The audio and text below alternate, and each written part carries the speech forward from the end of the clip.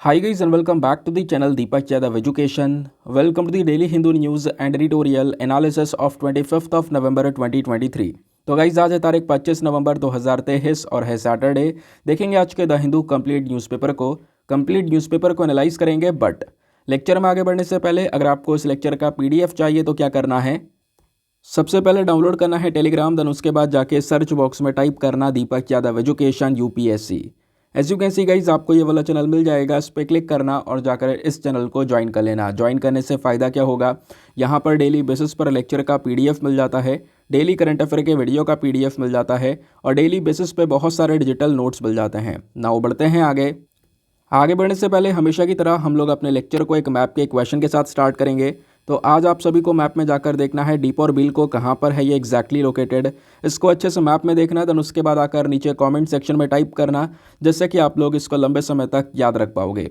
साथ ही साथ एक क्वेश्चन सॉल्व करेंगे जो कि यूपीएससी प्रीवियस ईयर साल 2009 के प्रीलिम्स में पूछा गया था। डेली बेसिस पे हम लोग यहाँ पर एक प्रीवियस ईयर क्वेश्चन को भी सॉल्व करते हैं। क्वेश्चन क्या बोलता है, नीचे ऑप्शन के अंदर दोस्तों 4 अलग अलग लोगों के नाम दिए गए हैं, इनमें से कौन से व्यक्ति हैं जिन्होंने वर्ल्ड इकोनॉमिक फोरम को फाउंड किया है।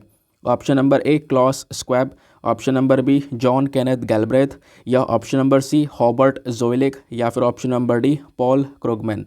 तो उसका सही आंसर सभी को नीचे कमेंट सेक्शन में देना है।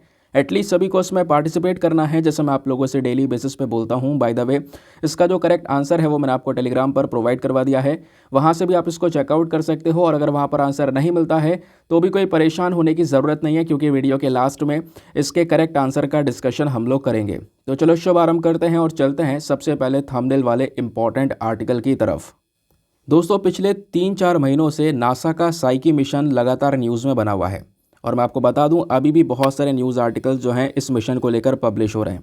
नासा का जो ये साइकी मिशन है ये स्पेशली यहाँ पर तैयार किया गया है किस चीज़ के लिए, जो एक एस्टेरॉयड है उसका नाम ही साइकी है, उस एस्टेरॉयड को एक्सप्लोर करने के लिए। दोस्तों यहाँ पर एक बहुत बड़ा चट्टान का टुकड़ा जिसकी वैल्यू हमारी पूरी पृथ्वी से ज़्यादा है, आप इमेजिन करो। पहले मैं आपको इसके बारे में पढ़ा चुका हूँ, लेकिन आज से 2 महीने पहले मैंने इसको पढ़ाया था।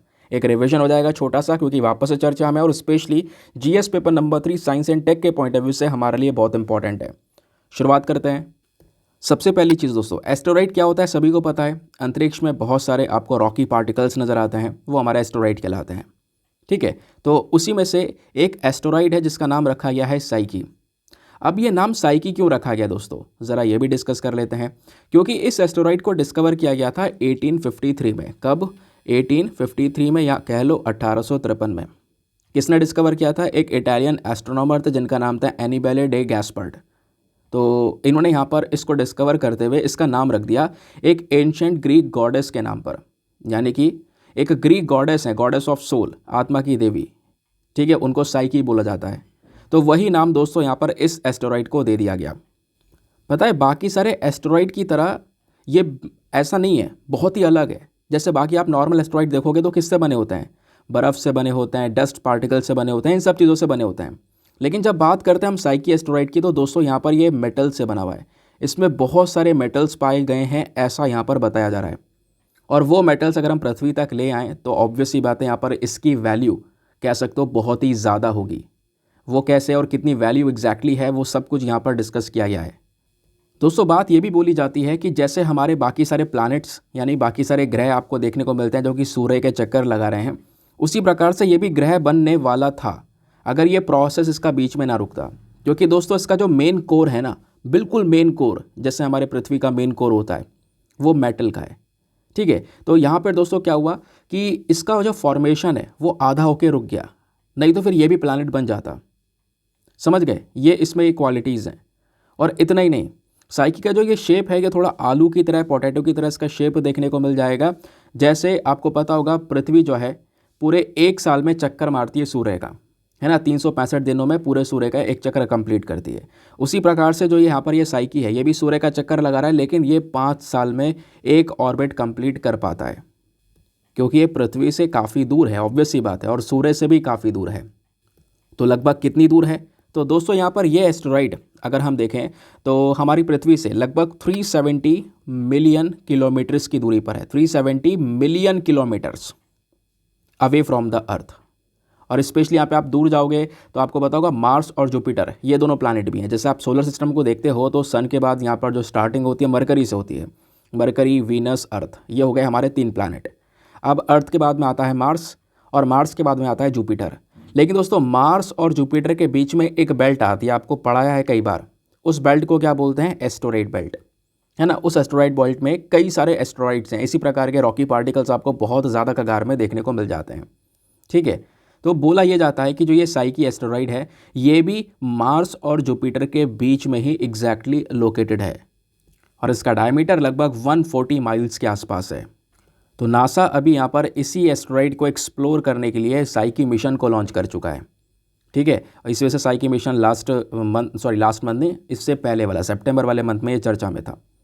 अब उसके बाद दोस्तों यहाँ पे साइकी ये जो एस्टेरॉयड है इसको लेकर कुछ इंपॉर्टेंट और लेटेस्ट फाइंडिंग्स आई हैं जिसको सुनकर आप डेफिनेटली शॉक हो सकते हो। जिन्होंने पहले सुना हुआ है उनको तो पता ही होगा, लेकिन जो पहली बार सुनना होगा वो बिल्कुल शॉक हो सकता है। हुआ क्या, इस साइकी एस्टेरॉयड को पूरी तरह से एनालाइज किया है हमारे एक टेलीस्कोप ने जिसका नाम है हबल स्पेस टेलीस्कोप। पता है ना, हबल स्पेस टेलीस्कोप जो पुराना वाला है, जिसको हमने लो अर्थ ऑर्बिट में लॉन्च किया था स्पेशली 1990 में, वो अभी तक यहाँ पे वर्क कर रहा है दोस्तों, ठीक है। तो इसी ने यहाँ पर ये साइकी को फाउंड किया, मतलब साइकी एस्टेरॉयड के अंदर जो स्पेशल चीज़ें हैं उसके बारे में एनालिसिस हमको प्रोवाइड करवाया। साइकी को फाउंड किया, इसके बारे में काफ़ी सारी चीज़ें हमको यहाँ पे प्रोवाइड करवाई और ये बताया कि साइकी एक बहुत ही यूनिक एस्टेरॉयड है, बिल्कुल अलग। बाकी सारे एस्टेरॉयड बर्फ़, कंकड़, डस्ट, इन सब चीज़ों से बने हैं, ये बना है आयरन और निकल से। आयरन और निकल दोनों इंपॉर्टेंट एलिमेंट्स हमारे लिए, दोनों इंपॉर्टेंट मेटल्स हमारे लिए देखने को मिलते हैं, ठीक है। यानी जैसे पृथ्वी का हमारा मेन कोर है जहाँ पे आयरन सबसे ज़्यादा है, उसी प्रकार से दोस्तों यहाँ पर ये जो हमारा साइकी एस्टेरॉयड है वो भी हमको देखने को मिलता है, ठीक है। इसका जो आयरन है, मतलब कि बताया ये जाता है कि इस एस्टेरॉयड के ऊपर में जितना आयरन प्रेजेंट है, इसके अंदर जितना आयरन है, पता है उसकी वैल्यू कितनी है? More than 10,000 quadrillion US dollars. आप इमेजिन करो, ठीक है। मोर देन, एक बार मैं लिख देता हूँ ताकि आपको बहुत अच्छे से क्लैरिटी मिल जाए, 10,000 क्वाड्रिलियन, ठीक है। तो ये 10,000 क्वाड्रिलियन डॉलर से ज़्यादा की वैल्यू है। कहोगे क्वाड्रिलियन कितना हो गया?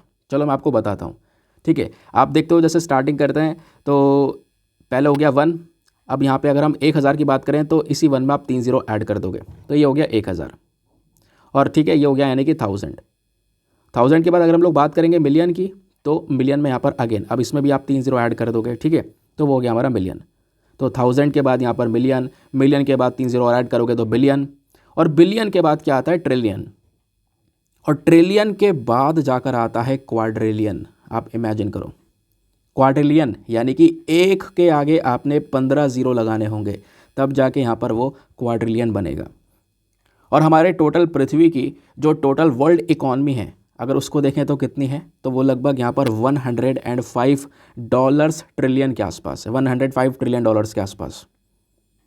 तो इससे कहीं गुना ज़्यादा की वैल्यू का जो आयरन है दोस्तों वो इस एस्टेरॉयड के अंदर में प्रेजेंट है। तो दोस्तों इसी को यहाँ पर और ज़्यादा एक्सप्लोर करने के लिए जो साइकी मिशन है इसको यहाँ पर लॉन्च किया गया। तो साइकी मिशन क्या है, इसका पीछे का मेन पर्पस क्या है, नाम इसका कैसे पड़ा, हर एक चीज़ मैंने आपको बेस्ट तरीके से और बहुत ही आसान शब्दों में समझाने की कोशिश की। आई होप आपको एक क्लैरिटी मिल चुकी होगी। कहोगे अगर हमें कुछ लिखना होगा तो कहाँ से लिखेंगे? जो मैंने आपको जितनी बातें बताई हैं ना दोस्तों वो सारी चीज़ आपको मैंने नोट्स के फॉर्म में यहाँ पे प्रोवाइड करवा दी हैं। साइकी क्या है, कितनी दूरी पर है, इसको डिस्कवर करने वाले पर्सन कौन थे, है ना, ये बाकी सारे एस्टेरॉयड से अलग कैसे है, इसका शेप कैसा है ना, फाइंडिंग्स क्या बताती हैं इसके बारे में, इसकी वैल्यू कितनी है, अभी मैंने आपके क्वाड्रिलियन के बारे में बताया, वो सारा डेटा इसमें प्रेजेंट है। नासा का जो साइकी मिशन है उसके बारे में यहाँ पर डिस्कशन किया। पहले स्टार्टिंग में सोचा था कि अब लॉन्च करेंगे, बीच में थोड़ा थोड़ा यहाँ पर इसको डिले भी करता चला गया है। इसका सबसे बढ़िया फ़ायदा दोस्तों ये होगा कि हम अपनी पृथ्वी के बारे में अच्छे से जानकारी ले पाएंगे अगर हम यहाँ पर इस साइकी एस्टेरॉयड की अच्छा सा अध्ययन कर लेते हैं, स्टडी कर लेते हैं, क्योंकि ये बिल्कुल पृथ्वी की तरह है, सिमिलैरिटीज़ पृथ्वी की तरह है। जैसे पृथ्वी का कोर है वैसे इसका कोर है, और मेन चीज़ कोर ही तो है, कोर के बाद बाकी सारा प्लैनेट बना है, मेन चीज़ उसका बिल्कुल अंदरूनी हिस्सा है। तो उसके ऊपर स्टडी करके हम यहाँ पर पता लगा सकते हैं कि हमारे पृथ्वी का इवोल्यूशन कैसे हुआ। समझ गए? तो बहुत सारी चीज़ें यहाँ पर हमको पता चल जाएंगी। क्लियर? आगे आते हैं। तो आप देख पा रहे होंगे जो आर्टिकल है वो इंपॉर्टेंट तो है, लेकिन आर्टिकल के पीछे का जो बैकग्राउंड डेटा है जो आपने स्क्रीन पर अभी नीचे देखा था वो ज़्यादा इंपॉर्टेंट है। और हर एक आर्टिकल में इस तरीके से मैं आपको वो डेटा प्रोवाइड करवाता हूँ जिसको आप आराम से नोट डाउन वगैरह कर सकते हो, जो आपको सीधा नोट्स में हेल्प करेगा। मतलब इतना दिमाग मारने की ज़रूरत नहीं है, केवल यहाँ पे आपने पढ़ना है, सब कुछ रेडीमेड है बस, क्योंकि आपको पास में टाइम की कमी है, ऑब्वियस सी बात है। जो जिसके पास में टाइम की कमी है उसके लिए बहुत ही ज़्यादा हेल्प करता है ये वीडियो, स्पेशली वो बैकग्राउंड नोट्स। चलिए आते हैं नेक्स्ट आर्टिकल पर। अगला article GS paper number 2 health के पॉइंट ऑफ व्यू से बहुत ही ज़्यादा इंपॉर्टेंट होने वाला है। बात की जा रही है जो जेनरिक ड्रग्स होते हैं दोस्तों। जेनरिक दवाइयाँ कौन सी होती हैं आपको पता है, कई बार मैंने आपको पढ़ाया है। अच्छा, आज आप बताओगे जो ब्रांडेड मेडिसिन होती है और जेनरिक मेडिसिन होती है, इन दोनों के बीच में क्या डिफरेंस होता है? आप नीचे कमेंट सेक्शन में ज़रूर से बताना, ठीक है? वेट कर रहा हूँ सभी के आंसर का। तो दोस्तों 4 अलग अलग रेयर डिजीज़ेस, ऐसी बीमारियां जो कि बहुत खतरनाक होती हैं, जिनका प्रॉपर ट्रीटमेंट अवेलेबल नहीं है, ट्रीटमेंट अवेलेबल है तो बहुत ही ज़्यादा महंगा है, करोड़ों में खर्चा बैठ जाता है, ऐसी बीमारियां। तो उन रेयर डिजीज़ में से कई सारी ऐसी बीमारियां हैं। अभी दोस्तों क्या हुआ है, 4 ऐसी रेयर डिजीज़ के लिए जेनेरिक ड्रग्स को अवेलेबल किया गया है, ठीक है, इंडिया के अंदर में। यानी कि इन 4 बीमारियों के लिए सस्ती दवाइयाँ मिल सकती हैं, इंसान अपने आप को बचा सकता है। उसका जो पैसा जा रहा था करोड़ों रुपया, उसको हम केवल कुछ लाखों में कन्वर्ट कर सकते हैं, यानी कि बहुत सस्ता ट्रीटमेंट हो सकता है। तो इसलिए दोस्तों यहाँ पर ये आर्टिकल चर्चा में। तो ऐसे पेशेंट्स जो कि अभी के समय पर रेयर डिजीज़ से गुजर रहे हैं हमारे इंडिया भर में, स्पेशली कौन सी वो 4 रेयर डिजीज़ हैं, उन चारों रेयर डिजीज़ के बारे में आपको बताया गया है। जैसे सबसे पहली है टायरोसिनीमिया टाइप 1, देन उसके बाद में गॉकर्स डिजीज़, देन है Wilson's disease, and then fourth one is Dravet Lennox Gastaut syndrome. तो ये 4 प्रकार की दोस्तों रेयर डिजीज़ हैं। नाम भी बहुत मुश्किल से सुन रहे होंगे क्योंकि बहुत कम लोगों में बीमारी फैलती है, और फैलती है तो बहुत ही ज़्यादा खतरा यहाँ पर पैदा करती है। और दोस्तों यहाँ पर इन बीमारियों की जो दवाई जो आती है ना, जो कॉस्ट होती है वो बहुत ही ज़्यादा होती है, और साथ ही ब्रांडेड दवाइयाँ आती हैं। तो अभी यहाँ पर इसकी सस्ती दवाई यहाँ पर अवेलेबल की गई है, जिसकी मार्केट वैल्यू बहुत कम होगी। अगर आप उसकी ब्रांडेड दवाई लोगे तो बहुत ज़्यादा होगी, लेकिन अभी जो यहाँ पर इंडिया प्रोवाइड करवा रहा है, जेनरिक मेडिसिन अवेलेबल करवा रहा है इन 4 बीमारियों के लिए पूरे इंडिया भर में, वो जेनरिक मेडिसिन दोस्तों बहुत सस्ती होने वाली है। ये बात यहाँ पर बताई गई है। और इतना ही नहीं, हमारे मंत्रालय ने यहाँ पर फोकस किया है, कुछ और रेयर डिजीज़ के लिए भी हम अभी और सारी दवाइयों को अवेलेबल करवाएंगे, उसके ऊपर काम चल रहा है। जैसे और भी बीमारियां यहाँ पर आपको ये देखने को मिल जाती हैं, तो कुछ महीनों में इनकी दवाइयाँ भी जो जेनरिक मेडिसिन है उसको अवेलेबल करवाया जाएगा। इसका सबसे अच्छा फ़ायदा यही है, बस लोगों का जो कॉस्ट आ रहा है, क्योंकि आपको पता है कोई बीमारी पड़ता है ना, हॉस्पिटल में जाता है, तो हॉस्पिटल में घुसने के बाद जो बिल एकदम से बढ़ने लगता है उसका कोई तोड़ नहीं है। तो ये इसका एक स्पेशल फोकस ये है कि भाई लोग यहाँ पर कह सकते हो कि अपना एक कॉस्ट को मेंटेन करके जो हेल्थ केयर वगैरह है वो सब ले सकें। जहाँ पे करोड़ों का खर्चा आ रहा था वहाँ पे कुछ लाखों का खर्चा आएगा, तो लोगों में एक आशा रहेगी कि हाँ भाई हम ट्रीटमेंट करवा के इस व्यक्ति को सही कर सकते हैं। समझ गए? अब नाउ यहाँ पर ये जो रेयर डिजीज़ है दोस्तों, ये क्या होती हैं सब कुछ मैं बताऊँगा, थोड़ा सा वेट करो। उसके बाद ये बोला जा रहा है कि इंडिया में रेयर डिजीज़ का जो कंसर्न है, जो चिंताएँ हैं वो क्या है दोस्तों, इंडिया में भी हैं। इंडिया में भी ऐसे कई सारे केसेस आपको 8 से 10 करोड़ के केसेस देखने को मिल जाते हैं, ठीक है, ऐसा मिनिस्ट्री ने बोला है। और इसमें से यानी कि जो भी 8 से 10 करोड़ केसेस हैं रेयर डिजीज़ के, इसमें से ज़्यादातर केसेस दोस्तों जेनेटिक है नेचर में। जेनेटिक मतलब अपनी फैमिली से फैलते हुए चले जा रहे हैं, यानी जीन्स जैसे उनके परिवार के हैं, और वो बीमारी यहाँ पर अपने परिवार से लगातार पीढ़ी टू पीढ़ी चली भी आ रही है। और ऐसे यहाँ पे अभी कुछ और बीमारियों के ऊपर फोकस किया गया है, for example sickle cell disease जो होती है, प्लस बच्चों के लिए यहाँ पे सिरप वगैरह तैयार किया जा रहा है टैबलेट्स की जगह, ठीक है। तो ये कुछ और भी काम करे जा रहे हैं, वो आगे धीरे धीरे यहाँ पर बताए जाएंगे, बट अभी के लिए क्या इन्फॉर्मेशन थी वो मैंने यहाँ पे आपके साथ में शेयर कर दी है। बट दोस्तों अभी कहानी ख़त्म नहीं हुई है, ये तो यहाँ पर हमारा न्यूज़ आर्टिकल हो गया कि हाँ भाई ये चीज़ चर्चा में है तो ये हमें पता होना चाहिए। उससे इम्पॉर्टेंट पता है क्या है, ये बैकग्राउंड डेटा जो आप अब स्क्रीन पर नीचे देख रहे हो। रेयर डिजीज़ क्या है, भारत के अंदर रेयर डिजीज़ को लेकर एक प्रॉपर नेशनल पॉलिसी है, वो नेशनल पॉलिसी हमारी क्या बोलती है ये जानना ज़रूरी है। एग्जाम में यहाँ से क्वेश्चन बनेगा, अगर बना तो क्वेश्चन यही आता है कि रेयर डिजीज़ होती क्या है, ठीक है। तो दोस्तों यहाँ पे आज के समय पर 6 से लेकर 8,000 के आसपास रेयर डिजीज़ देखने को मिल जाती हैं, जिनके ट्रीटमेंट बहुत ही कम अवेलेबल है। एग्जाम्पल लाइजोसोमल स्टोरेज डिसऑर्डर, ठीक है, उसके अलावा Pompe disease, cystic fibrosis, muscular dystrophy, spina bifida, haemophilia के बारे में कई बार पढ़ा रखा है कि भाई कहीं पर भी कट लग जाता है उस इंसान का खून नहीं रुकता, निकलता रहता है, कितने ट्रीटमेंट करवा लो। तो इस तरीके की जो डिजीज़ हैं दोस्तों यहाँ पर, ये सब क्या कौन सी डिजीज़ हैं, रेयर डिजीज़ कहलाती हैं। और 95% जो रेयर डिजीज़ हैं इसका कोई भी अप्रूव ट्रीटमेंट नहीं है, प्रॉपर ट्रीटमेंट अवेलेबल ही नहीं है, ठीक है। और यहाँ पे जो पेशेंट्स हैं, किसी 10 पेशेंट में से किसी एक को यहाँ पर थोड़ा बहुत ट्रीटमेंट मिल जाता है, अदरवाइज़ इसका ट्रीटमेंट इतना अच्छा अवेलेबल नहीं देखने को मिलेगा, जिसके चक्कर में रेयर डिजीज़ की वजह से कई सारे इंसानों की जान चली जाती है। और जैसे मैं आपको बताया इनमें से 80% डिजीज़ जेनेटिक ओरिजिन है, बस उनके जीन के बेसिस पर यहाँ पर वो ट्रांसफ़र होती हुई चली जा रही हैं। ये जो बीमारी हैं अलग अलग देशों में इनकी डेफिनेशन अलग अलग है, ठीक है। जैसे यहाँ पर कहीं पर बोला गया है कि भाई अगर 10,000 में से एक इंसान को बीमारी हो गई है तो ये रेयर डिजीज़ है। कहीं कहीं पर बोला गया है कि भाई 10,000 में से 6 लोगों को ये बीमारी हो रही है तो ये रेयर डिजीज़ है, यानी बहुत कम से फैलती है। तो वह अपने अपने देशों की डेफिनेशन है दोस्तों। ये जो रेयर डिजीज़ है ये कह सकते हो कि कहीं ना कहीं जानलेवा होते हैं, लाइफ थ्रेटनिंग होते हैं, क्रोनिक होते हैं, कभी कभी बहुत सीरियस केसेस हो जाते हैं। कभी कभी यहाँ पे नॉर्मल होता है, इंसान ठीक कर लेता है इसको, लेकिन मैनुअल टाइम्स हम देखते हैं कि बहुत ही ज़्यादा सीरियस केसेस हमको निकलते हुए नज़र आते हैं, समझ गए। और भारत के अंदर लगभग 50 से लेकर 100 मिलियन के आसपास पीपल ऐसे हैं जो कि रेयर डिजीज़ से अफेक्टेड हैं, डिसऑर्डर से यहाँ पर गुजर रहे हैं। ऐसा यहाँ पे खुद अलग अलग जो ऑफिशियल रिपोर्ट्स हैं वो हमको यहाँ पर बताती हैं। और उन्हीं लोगों के लिए यहाँ पर ये एक पॉलिसी चलाई गई है जिसका नाम है national policy for rare disease, ठीक है। तो हमारी ministry of health and family welfare ने दोस्तों इस पूरी पॉलिसी को स्टार्ट किया था, लॉन्च किया था साल 2021 में, ताकि इस प्रकार के रेयर डिजीज़ वाले जो पेशेंट्स हैं, जो मरीज़ हैं, उनका प्रॉपर ट्रीटमेंट दिया जा सके। इस पूरी पॉलिसी का मेन मकसद क्या है? इसका मेन मकसद है कि भाई जो हमारे देश के अंदर खुद की जो रिसर्च है प्लस खुद से हम अपनी उस दवाइयों को प्रोड्यूस करें ताकि इस प्रकार की रेयर डिजीज़ से टैकल किया जा सके। तो इसके ऊपर थोड़ा ज़्यादा जोर मारना, अपने देश को खुद यहाँ पे अपने बलबूते पर खड़ा करवाना, प्लस यहाँ पे रेयर डिजीज़ का जो ट्रीटमेंट है इसको कम करना, ठीक है। तो ये ज़्यादा से ज़्यादा मेन मकसद है इस पॉलिसी का कि हर एक व्यक्ति को यहाँ पर बचाया जा सके जो भी रेयर डिजीज़ से गुजर रहा है। और इस चक्कर में इस पॉलिसी के कुछ अपने आप में प्रावधान है, कुछ प्रोविजंस हैं। इसमें कुछ ग्रुप्स बांट रखे हैं, स्पेशली 3 ग्रुप बांट रखे हैं, ग्रुप 1, ग्रुप 2 और ग्रुप 3। ग्रुप 1 में वो डिसऑर्डर आते हैं जहाँ पर केवल एक समय का वन टाइम ट्रीटमेंट चाहिए होता है। ग्रुप 2 के अंदर वो वाले लोग आते हैं जिनको ज़िंदगी भर ट्रीटमेंट चलता है उनका, ठीक है। रेयर डिजीज़ वाले ऐसे केसेस होते हैं जिनका ज़िंदगी भर ट्रीटमेंट चलता है।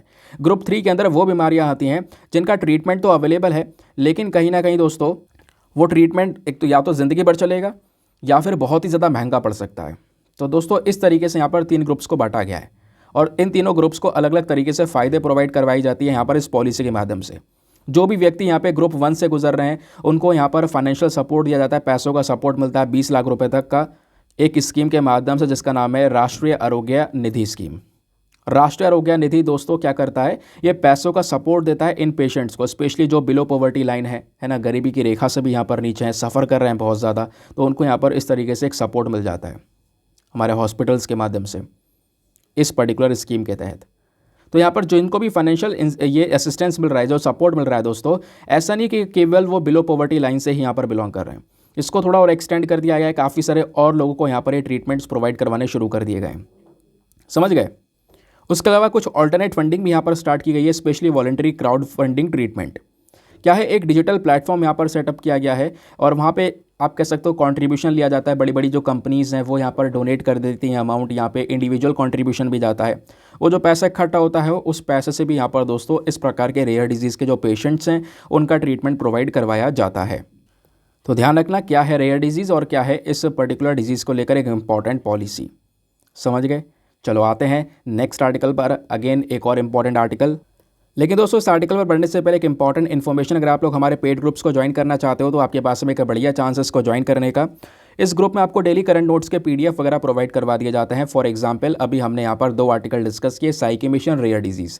आपको पता होगा दोनों आर्टिकल में सबसे इंपॉर्टेंट क्या है, वो बैकग्राउंड इन्फॉर्मेशन, यानी आपको नोट्स कैसे बनाने हैं, इन सब की जो टेंशन है ना वो आप निकाल देनी चाहिए, ठीक है। तो वो सारा डेटा दोस्तों यहाँ पे आपको एक पर्टिकुलर PDF में प्रोवाइड करवाया जाता है और वो जो PDF है वो हिंदी और इंग्लिश दोनों भाषाओं में मिलता है, तो दोनों मीडियम के जो एस्पिरेंट्स हैं उसको अच्छे से यूज़ कर सकते हैं।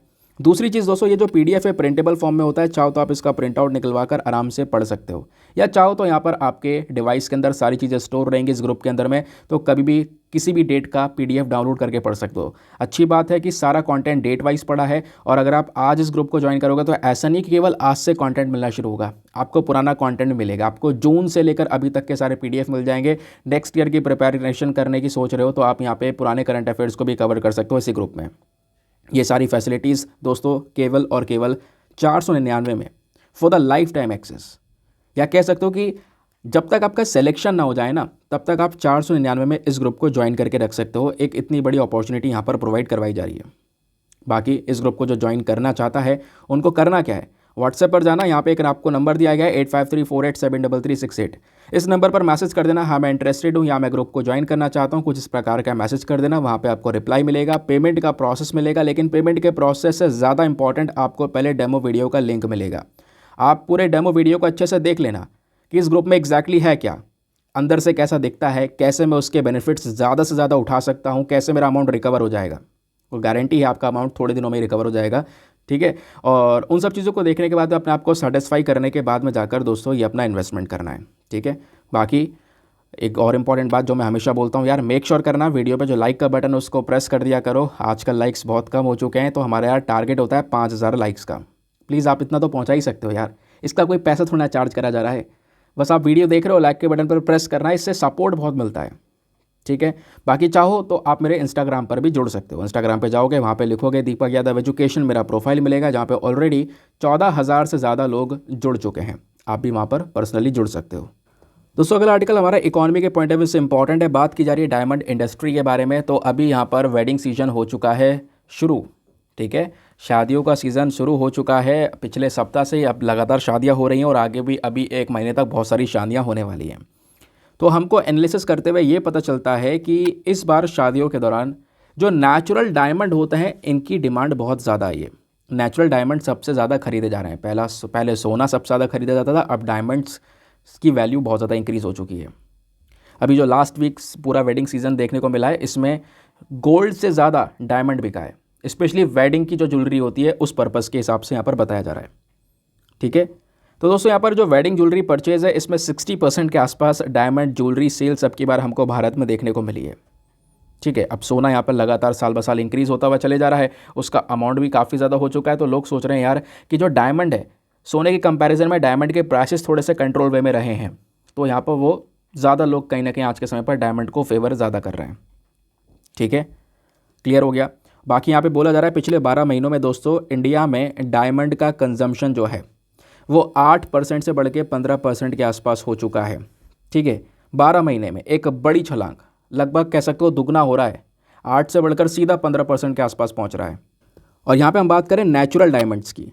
कहोगे नेचुरल डायमंड कोई आर्टिफिशियल डायमंड भी होता है क्या? नहीं, आर्टिफिशियल नहीं होता, वो भी डायमंड की तरह ही होता है, लेकिन वो लैब में बनाया जाता है, जिसको हम बोलते हैं लैब ग्रोन डायमंड्स। पता होगा इस साल तो बहुत ही चर्चा में था, बहुत सारे डिस्कशंस मैंने करे हैं लैब ग्रोन डायमंड्स को लेकर, जो लैब में बनाया जाता है। तो लोग ना ज़्यादा लैब वाले को प्रेफर नहीं कर रहे हैं, वो नेचुरल डायमंड्स की तरफ यहाँ पर ज़्यादा बढ़ रहे हैं। ऑब्वियसली बात, आप भी परचेस करने जाओगे तो आप यहाँ पर कहोगे यार नेचुरल वाला दो, लैब वाला आर्टिफिशियल लग रहा है, या क्या पता आर्टिफिशियल हो, लेकिन नहीं, दोनों में सिमिलैरिटीज़ है दोस्तों, उन दोनों की वैल्यू एक जैसी है, ठीक है। ये बात क्लियर रखनी है आपने दिमाग में। अब आते हैं थोड़ा सा यहाँ पे समझते हैं हम लोग अपने डायमंड इंडस्ट्री के बारे में। इंडिया में डायमंड इंडस्ट्री किस लेवल पर काम कर रही है और हम लोग कितना बड़ा कंट्रीब्यूशन देते हैं। मैं आपको बता दूं कि दुनिया में जो लोग आज के समय पर पूरे फिनिश्ड चमकते धमकते डायमंड्स परचेस कर पा रहे हैं, उसके पीछे इंडिया भी एक बहुत बड़ा रीज़न है। पता है डायमंड की सबसे ज़्यादा कटिंग और पॉलिशिंग कहाँ पे होती है? इंडिया में ही होती है, ठीक है, स्पेशली गुजरात के अंदर। तो भारत की डायमंड इंडस्ट्री का थोड़ा सा यहाँ पे सिनेरियो समझते हैं। डायमंड दो तरीके से यहाँ पर दोस्तों निकाले जा सकते हैं। एक तो हमारा नेचुरल तरीका है, और नेचुरल तरीके में स्पेशली यहाँ पे जो चट्टानें होती हैं ना, उनमें से यहाँ पर निकाला जाता है। इग्नियस रॉक वगैरह यहाँ पर हो गई, तो उसमें से दोस्तों यहाँ पर इन डायमंड्स को निकाला जाता है। अब उन रॉक में से निकालने के बाद में इसकी कटाई करने के बाद में इसको यहाँ पे पूरी तरह से शाइन प्रोवाइड करवाना, ये सारा काम होता है ना। तो तब जाके यहाँ पर डायमंड बनता है। इसको बहुत घिसना पड़ता है, घिसने के बाद यहाँ पर हीरा दिखता है हमको, समझ गए। तो जो डायमंड की फील्ड्स है इंडिया में दोस्तों, इसको 4 अलग अलग भागों में बांटा गया है। भारत में ये डायमंड्स के लिए 4 अलग अलग जगहें बहुत पॉपुलर हैं। साउथ इंडिया में बात करेंगे तो स्पेशली आंध्र प्रदेश, और आंध्र प्रदेश के कुछ इंपॉर्टेंट हिस्से अगर आप देखोगे तो यहाँ पे अनंतपुर हो गया, उसके बाद यहाँ पे कडापा, गुंटूर, कृष्णा हो गया, उसके अलावा कुर्नूल डिस्ट्रिक्ट्स, ये सारी जगह होंगी आंध्र प्रदेश की। सेंट्रल इंडिया की बात करें, इंडिया के बीच वाले हिस्से में तो मध्य प्रदेश बहुत इंपॉर्टेंट है, ठीक है, स्पेशली पन्ना बेल्ट। और उसके अलावा दोस्तों यहाँ पे हम बात करेंगे छत्तीसगढ़ का जो बस्तर डिस्ट्रिक्ट है, वहाँ पे कुछ इंपॉर्टेंट रीजन्स आपको देखने को मिल जाएंगे। ईस्टर्न इंडिया में ओडिशा हो गया, ठीक है। उसके अलावा ये पर्टिकुलर रीजन्स आपको दोस्तों देखने को मिल रहे हैं, बहुत इंपॉर्टेंट पोर्शंस हैं भारत के लिए, ठीक है। यहाँ से हम लोग क्या कर सकते हैं, हमारी ये डायमंड फील्ड्स हैं, स्पेशली भारत के अंदर ये सारी जगह पर डायमंड फील्ड्स आपको देखने को मिल जाती हैं, जहाँ से हम रॉ डायमंड्स निकाल सकते हैं। और इंडिया जो है दुनिया का सबसे बड़ा कटिंग और पॉलिशिंग सेंटर है डायमंड्स का। डायमंड आपने चट्टान से निकाल लिया, लेकिन वो रॉ डायमंड है, वो बेकार है, अभी आप उसकी पहचान भी नहीं कर पा रहे हो। तो उसकी कटिंग करना, कटिंग करने के बाद में उसकी प्रॉपर पॉलिशिंग करना, बहुत ज़्यादा इंपॉर्टेंट होता है। पता है सारी चीज़ें ये भारत में ही आती हैं, भारत में इसकी पॉलिशिंग होती है। 75% दुनिया का जो पॉलिश डायमंड है, 75% पूरे दुनिया में जितने भी पॉलिश डायमंड जेम ज्वेलरीज है वो भारत एक्सपोर्ट कर रहा है। आप इमेजिन करो इंडिया में कितना बड़ा हब है यहाँ पर पॉलिशिंग का, स्पेशली यहाँ पे कहाँ पे, गुजरात के अंदर में। अब इंडिया इंडिया ना ज़्यादातर इंपोर्ट्स के ऊपर डिपेंड है। हम लोग यहाँ पे पॉलिशिंग वगैरह करके एक्सपोर्ट करते हैं, ठीक है, लेकिन फिर एक्सपोर्ट करने के बाद में यहाँ पे दोबारा यहाँ पर इंपोर्ट किया जाता है। हम लोग यहाँ पर जो रफ़ डायमंड्स होते हैं, रफ़ डायमंड्स इंपोर्ट करते हैं उसकी कटिंग करने के लिए, पॉलिशिंग करने के लिए, उसके बाद यहाँ पर इनको वापस एक्सपोर्ट कर दिया जाता है। समझ गए? तो हम लोग एकदम बिल्कुल रॉ डायमंड्स होते हैं उनको परचेस करके उनकी फिनिशिंग करके तब बेचते हैं।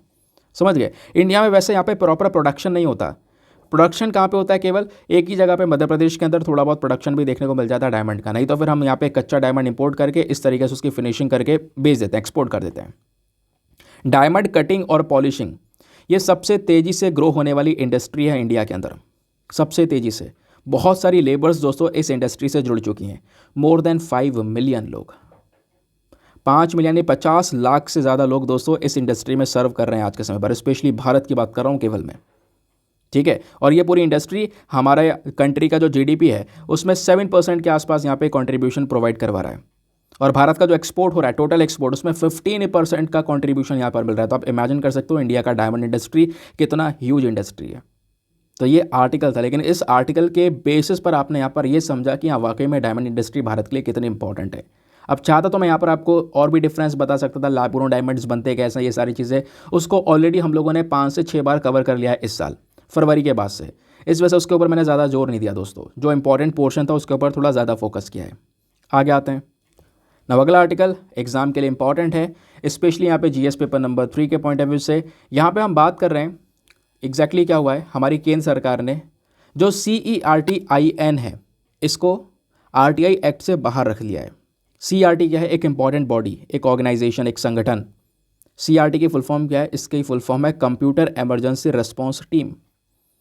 तो दोस्तों यहाँ पर इस रिस्पांस टीम को, इस ऑर्गेनाइजेशन को राइट टू इन्फॉर्मेशन एक्ट से बाहर रख दिया गया है। पता है RTI एक्ट क्या है? सबको पता होगा।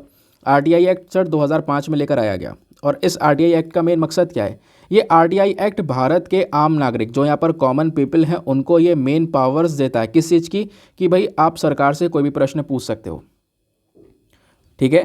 तो सरकार यहाँ पे कहाँ पे, सरकार के पास में कितना पैसा आया है, कहाँ पे खर्चा कर रही है, इस इंफ्रास्ट्रक्चर में कितना पैसा लगा रही है, आप इसके लिए RTI फाइल कर सकते हो। और उस RTI को फाइल करने के रिस्पॉन्स में यहाँ पे गवर्नमेंट को आपको जवाब देना होगा। लेकिन दोस्तों यहाँ पर इसी RTI एक्ट के अंदर में कुछ चीज़ें एग्जेम्प्ट करी गई हैं, छोड़ी गई हैं, अपवाद में रखी गई हैं कि भाई यहाँ पर आप ये सब कुछ पूछ सकते हो। लेकिन जब बात आएगी देश की नेशनल सिक्योरिटी के ऊपर में, तो देश के फ्रेंडली रिलेशंस के ऊपर में, जब बात आएगी पूरे देश के ऊपर में, तब यहाँ पर हम ऐसा कुछ नहीं बताएंगे, ठीक है। तो गवर्नमेंट ने बोला आप कोई भी प्रश्न पूछो इस RTI एक्ट के तहत, लेकिन ऐसा ध्यान रखना कि कुछ ऐसा ना हो जिससे यहाँ पर देश की छवि खराब हो रही हो, समझ गए, या देश को नुकसान पहुँच रहा हो। तो इस चीज़ को लेकर यहाँ पर RTI का कोई जवाब मिलेगा नहीं। क्लियर हो गया? तो दोस्तों यहाँ पे RTI से काफ़ी सारे ऑर्गेनाइजेशन जो होते हैं, संगठन जो होता है, वो ऑलरेडी बाहर हैं।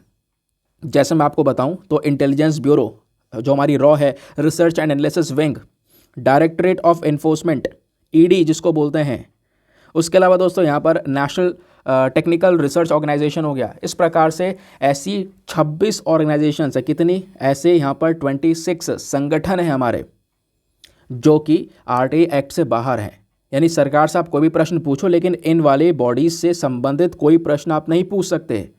और उसी बॉडी में दोस्तों CERT इनको ऐड कर दिया गया है कि भैया अब तो आप CERT-N से भी कोई भी क्वेश्चन यानी इसके रिस्पॉन्स में नहीं पूछ सकते। CERT-N ये दोस्तों इंडिया की एक इंपॉर्टेंट एजेंसी है जिसका मेन काम क्या है? जो कंप्यूटर के सिक्योरिटी को लेकर इश्यूज़ होते हैं ना, उस कंप्यूटर सिक्योरिटी इश्यूज़ के रिस्पॉन्स में रिस्पॉन्ड करना, इस प्रकार की प्रॉब्लम से यहाँ पे हमको बचाना। इसलिए दोस्तों यहाँ पर CERT को बनाया गया कि कंप्यूटर इमरजेंसी रिस्पॉन्स टीम, इसका नाम है एग्जैक्टली यही है। समझ गए कि हाँ भाई RTI से इसको बाहर रख लिया। क्यों रखा गया ये मैंने आपको बता दिया, फॉर द सिक्योरिटी रीजंस। अब आगे आते हैं एग्जाम के पर्सपेक्टिव से। स्पेशली ये जो आर्टिकल है ये डायरेक्टली आपके प्रीलिम्स के लिए इंपॉर्टेंट है। बस प्रीलिम्स में कुछ बेसिक चीज़ें पूछी जा सकती हैं। तो ये CERT-N क्या है दोस्तों? एक फंक्शनल ऑर्गेनाइजेशन है। कौन से मंत्रालय के अंडर में आता है ये पूछा जा सकता है। वह है ministry of information and electronics technology. ये एक इंपॉर्टेंट नेशनल नोडल एजेंसी है जो कि क्या करती है भाई, जो भी कंप्यूटर सिक्योरिटी से संबंधित इंसिडेंट्स होते हैं, है ना, उसके बारे में रिस्पॉन्ड करने का काम करती है कि भाई यहाँ पर इस प्रकार के सिक्योरिटी इंसिडेंट्स कब कब हुए हैं, तो इस प्रकार की चीज़ों को यहाँ पर ये रिस्पॉन्ड करने का काम करती है। तो इस बॉडी का मेन ऑब्जेक्टिव क्या है भाई, इंडियन साइबर स्पेस को सिक्योर करके रखना, कोई साइबर अटैक ना करे, स्पेशली यहाँ पे कंप्यूटर्स के ऊपर में उसको यहाँ पर बना कर रखना।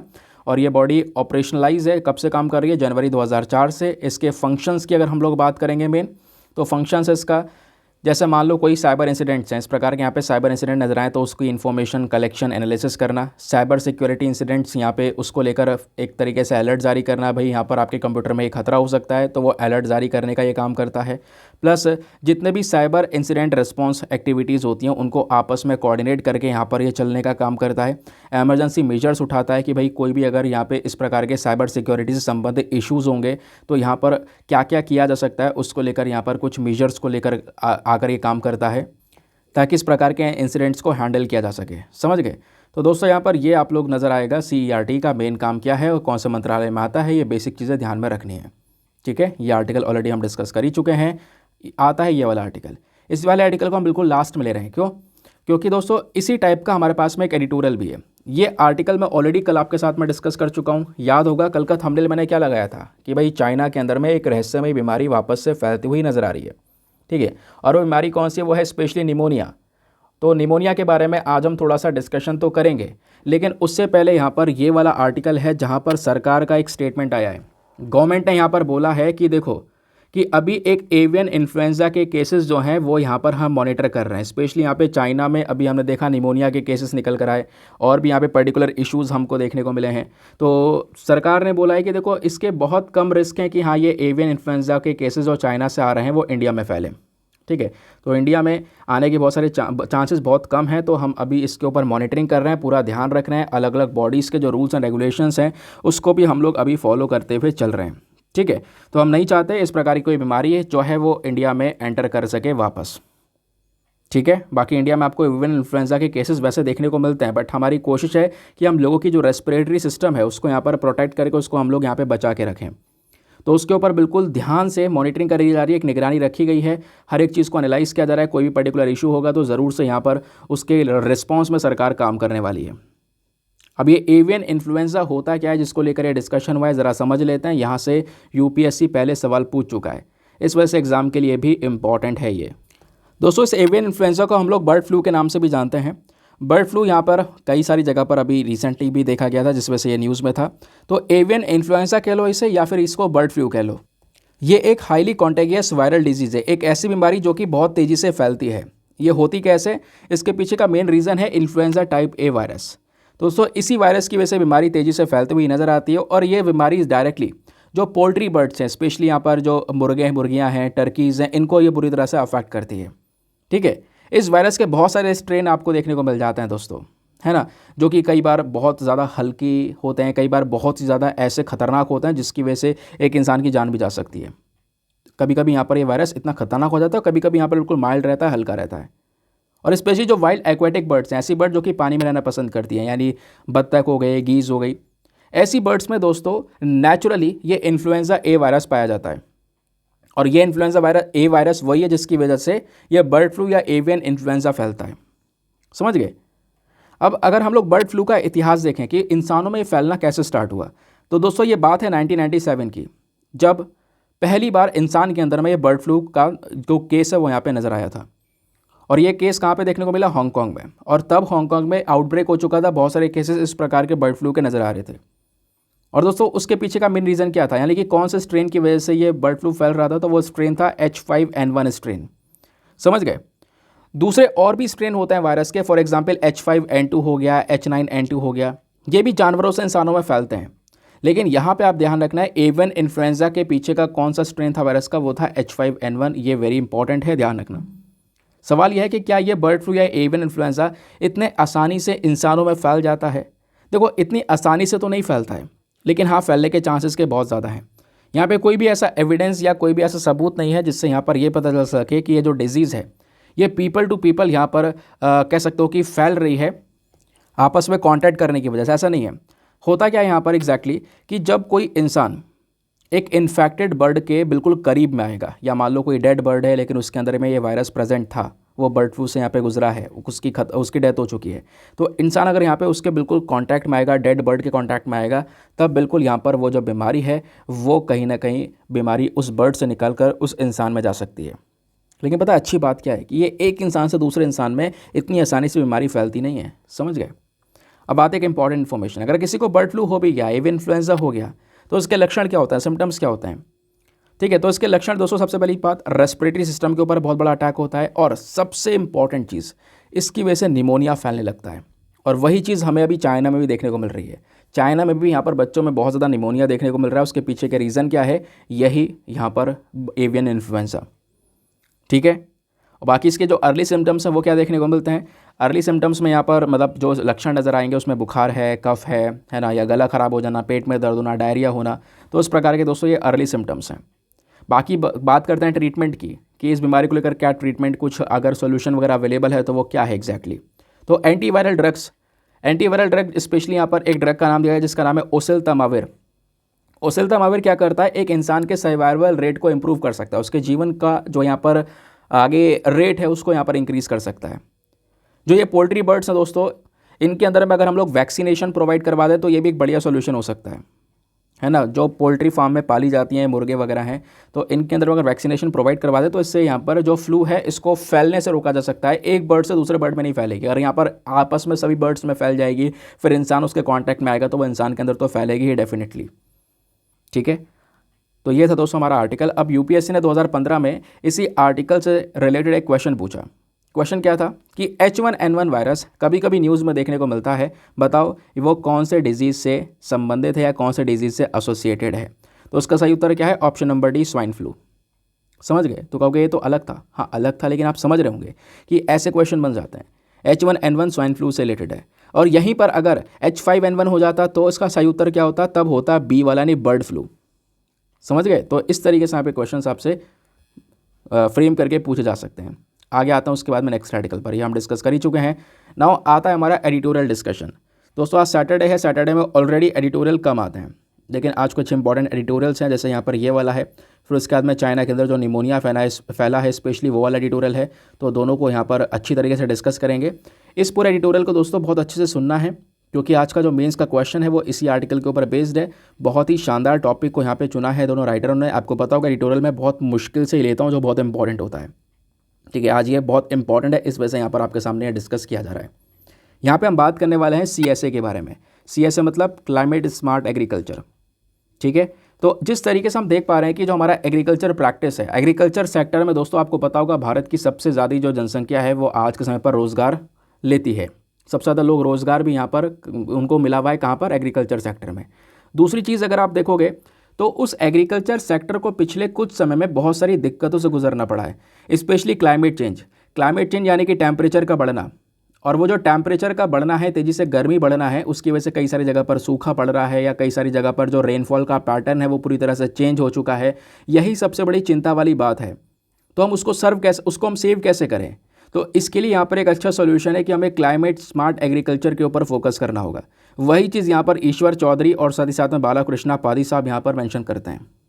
चलिए शुरुआत करते हैं, और क्या है इनके कहने उसको ध्यान से सुनना, क्योंकि आज का क्वेश्चन आपने बेहतरीन तरीके से लिखना है। राइटर बोलते हैं कि यहाँ पर दो सबसे इम्पॉर्टेंट इशू आज के समय पर हमारी ह्यूमैनिटी जो मानवता है वो इस 21st सेंचुरी में फेस कर रही है। दो सबसे बड़ी समस्याएं। कहोगे कौन कौन सी समस्याएं भाई जो मानवता फेस कर रही है आज के समय पर। सबसे पहली समस्या है क्लाइमेट चेंज, और दूसरी समस्या है यहाँ पर फूड इनसिक्योरिटी। क्लाइमेट चेंज आपको पता चल चुका है भाई, तेज़ी से यहाँ पर टेम्परेचर का इंक्रीज़ होना हमारा क्लाइमेट चेंज है। फूड इनसिक्योरिटी, सभी लोगों को प्रॉपर खाना ना मिल पाना, ये फूड इनसिक्योरिटी कहलाता है। आज क्या सभी लोग को अच्छा खाना मिल पा रहा है? नहीं मिल पा रहा, और मिल पा रहा है तो यहाँ पे बिल्कुल बेन्यूट्रिशियस, उसमें कोई न्यूट्रिशन नहीं है दोस्तों, इस तरीके से खाना मिल रहा है जिसके चक्कर में हंगर यहाँ पर इंक्रीज़ हो रहा है। तो ये दो सबसे बड़ी समस्या, और ये रियलिटी भी है आज के समय पर। अब दोस्तों यहाँ पे राइटर बोलते हैं कि आज के समय पर आप देखोगे तो जो क्लाइमेट चेंज के हमें इवेंट्स दिख रहे हैं, क्लाइमेट चेंज का जो अफेक्ट पड़ रहा है वो हमारे पूरे दुनिया पे पड़ रहा है। जैसे क्लाइमेट चेंज की वजह से हमने गर्मियों में आपकी बार देखा हीट वेव्स बहुत ही खतरनाक थे। हीट वेव्स मतलब जो गर्मी थी, गर्मी चल रही थी, लू चल रही थी, वो बहुत ही ज़्यादा थी, जिसके चक्कर में कई सारे जंगलों में, सूखे जंगलों में आग भी लग गई थी। दूसरा फ्लैश फ्लड्स, कई सारी जगह पर हमने देखा कि बहुत ज़्यादा खतरनाक बाढ़ आई, कई सारी जगह पर सूखा पड़ गया, ड्राफ्ट हो गया, क्योंकि क्लाइमेट चेंज की वजह से पूरा का पूरा जो वेदर फेनोमेना है दोस्तों वो बिगड़ जाता है। कहीं पर बारिश, कहीं पर सूखा, बिना मतलब की बारिश या बिना मतलब के सूखा पड़ जाना। काफ़ी सारी जगह पर हमने अभी साइक्लोन्स देखे, साइक्लोन्स भी यहाँ पर हिट करे। ये सब क्यों हो रहा है? क्लाइमेट चेंज के इफेक्ट है। और ये क्या कर रहा है? ये सब इंसान को नुकसान पहुँचा रहा है। एक इंसान की ज़िंदगी को, उसके जो जीवन को जीने का सोर्स है, उसको यहाँ पर नुकसान पहुँचा रहा है। हमारे पूरे दुनिया का जो सदर्न कॉन्टिनेंट है दोस्तों, सदर्न कॉन्टिनेंट की बात कर रहा हूँ, निचला जो हिस्सा है वो सबसे ज़्यादा सूखा फेस कर रहा है आज के समय पर क्लाइमेट चेंज की वजह से। और वहाँ पे सूखा होने की वजह से भारत नहीं पड़ा, क्योंकि भारत का भी एक बहुत बड़ा सदर्न पोर्शन यहाँ पे वर्ल्ड के सदर्न पोर्शन में आता है। इंडिया भी यहाँ पर स्पेशली साउथ में ही है, आप ऐसा भी कह सकते हो। तो इंडिया के ऊपर भी इम्पैक्ट थोड़ा ज़्यादा पड़ रहा है, ठीक है। और सूखा पड़ने की वजह से ऑब्वियस सी बात है, क्या हम अपना एग्रीकल्चर सही से करा सकते हैं? नहीं करा सकते भाई। फसल को भी एक अच्छी खासी मात्रा में पानी चाहिए होती है। इरिगेशन कब तक करेंगे? और इरिगेशन करेंगे, ग्राउंड वाटर का पानी निकालेंगे तो ग्राउंड वाटर भी डिप्लीट हो रहा है, एक के बाद दूसरी परेशानी। समझ गए? तो ये क्या हो रहा है, इससे सीधा सीधा जो हमारा एग्रीकल्चर प्रोडक्शन है उसके ऊपर तो असर पड़ रहा है।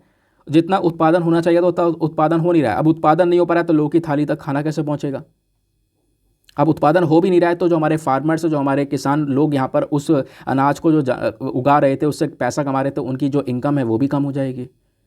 तो कई सारी दोस्तों इससे एसोसिएटेड प्रॉब्लम्स यहाँ पे चारों तरफ घूम रही हैं। राइटर बोलते हैं दोनों ही एस्पेक्ट, यानी पॉपुलेशन एक्सपेंशन, यानी तेज़ी से जो जनसंख्या बढ़ रही है, प्लस जो कि लोगों की जो डाइट है वो यहाँ पर चेंज हो रही है। ये दोनों ही यहाँ पर मेन रीज़न है जिसकी वजह से हमारे देश में फूड की डिमांड इंक्रीज़ हो रही है। ऑब्वियस सी बात है भाई, एक तरफ आप देख पाओगे क्लाइमेट चेंज का इतना बुरा असर पड़ रहा है, दूसरी तरफ देश की आबादी, आज हम इंडिया दुनिया में टॉप पर आता है सबसे ज़्यादा आबादी वाले देश में। तेज़ी से पॉपुलेशन बढ़ती चली जा रही है। और भाई एक तरफ पॉपुलेशन बढ़ रही है तो डिमांड भी बढ़ेगी ना, खाने को तो भी चाहिए, फूड की डिमांड भी बढ़ेगी, और दूसरी तरफ फूड का प्रोडक्शन कम हो रहा है। तो सीधा कहाँ पे इम्पैक्ट पड़ रहा है? फूड इनसिक्योरिटी के ऊपर इम्पैक्ट पड़ रहा है। तो इस तरीके से दोस्तों ये क्लाइमेट चेंज और फूड इनसिक्योरिटी दोनों को आपस में आप इंटरलिंक करके देख सकते हो। और इसकी वजह से जो डेंजर है, वो डेंजर फेस कौन कर रहा है? हर एक व्यक्ति, चाहे वो फार्मर हो, चाहे वो नॉर्मल पर्सन हो, चाहे वो बच्चा हो, हर एक के ऊपर यहाँ पर बुरा असर पड़ रहा है। समझ गए? तो ये है क्लाइमेट चेंज के नेगेटिव इम्पैक्ट्स। अब राइटर बोलते हैं कि भाई इसी को सुधारने के लिए हमें ज़रूरत है एक नई रणनीति की, और वही रणनीति है क्लाइमेट स्मार्ट एग्रीकल्चर। यानी इसका सोल्यूशन भी इसी में मिल जाएगा आपको आर्टिकल में। तो हमें क्लाइमेट स्मार्ट एग्रीकल्चर के ऊपर में फोकस करना होगा। हमें एग्रीकल्चर प्रोडक्शन को बढ़ाना होगा। लगभग कितना प्रोडक्शन बढ़ाना होगा भैया? बोला जा रहा है कि 2050 तक कम से कम 60% तक आपको अपना एग्रीकल्चर प्रोडक्शन को इंक्रीज़ करना होगा, तभी आप अपने देश की जनसंख्या की जो डिमांड्स हैं उनको फुलफ़िल कर सकते हो, नहीं तो फिर वो डिमांड्स में कमी आ जाएगी। अब इसके लिए क्या कर सकते हैं, इसके लिए वायबल ऑप्शन क्या है, ज़रा वो भी समझ लेते हैं।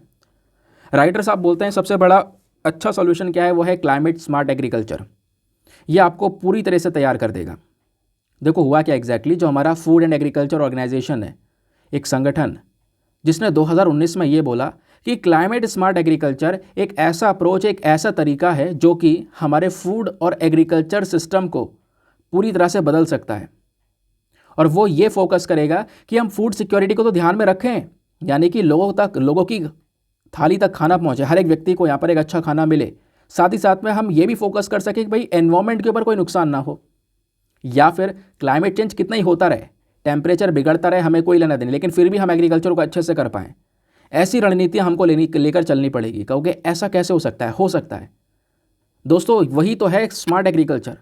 स्मार्ट एग्रीकल्चर में 3 इंपॉर्टेंट स्टेप्स हमने उठाने हैं, जो कि यहाँ पर राइटर ने फोकस करें। पहला स्टेप यहाँ पर क्या कर उठाना है? 3 पिलर्स में जो हमारा पहला मेन ऑब्जेक्टिव या पहला मेन पिलर होने वाला है वो है एग्रीकल्चर प्रोडक्टिविटी को इंक्रीज़ करना। जो आप यहाँ पर खेतों में उगा रहे हो उस उत्पादन को यहाँ पर तेज़ी से बढ़ाना, जिससे लोगों की इनकम्स भी यहाँ पर इंक्रीज़ होंगी। दूसरा यहाँ पे क्या करना होगा, हमें क्लाइमेट चेंज के रेजिलियंस में चीज़ों को अडॉप्ट करना होगा। भाई मान लो क्लाइमेट चेंज अपने आप में प्रॉब्लम है, ठीक है, लेकिन हर चीज़ का सोल्यूशन होता है। क्लाइमेट चेंज को कौन सी फसल मात दे सकती है? ऐसी फसलों को ज़्यादा लगाना जो कि लोग ज़्यादा खाए भी, लोगों को बेनिफिट्स भी मिले। फॉर एग्जाम्पल मिलेट्स बहुत इंपॉर्टेंट है। मिलेट्स यानी आजकल तो बहुत चर्चा में भी है, बाजरा, रागी, जोवर, ये सारी जो चीज़ें हैं, है ना, ये क्या है, ये सूखे में भी ग्रो कर सकती है। इनको ज़्यादा पानी की ज़रूरत नहीं होती ग्रो करने के लिए। अच्छा प्रोडक्शन हो सकता है इनका, और लोगों को हेल्थ बेनिफिट्स ये ज़्यादा प्रोवाइड करवा सकती हैं आटे गेहूँ से। समझ गए। तो तीसरा यहाँ पर जो हमें काम करना है वो है ग्रीन हाउस गैस एमिशंस को कम करना है, पोल्यूशन कम से कम लेकर चलना है। ये 3 इंपॉर्टेंट स्टेप हैं, ये हमने उठा लिए, और इन तीनों को अगर हम साथ में लेकर चले तो इससे अच्छा कुछ नहीं। इससे हम वाटर भी स्मार्टली इस्तेमाल कर रहे होंगे, हम लोग हर चीज़ में यहाँ पर स्मार्ट हो चुके होंगे। समझ गए।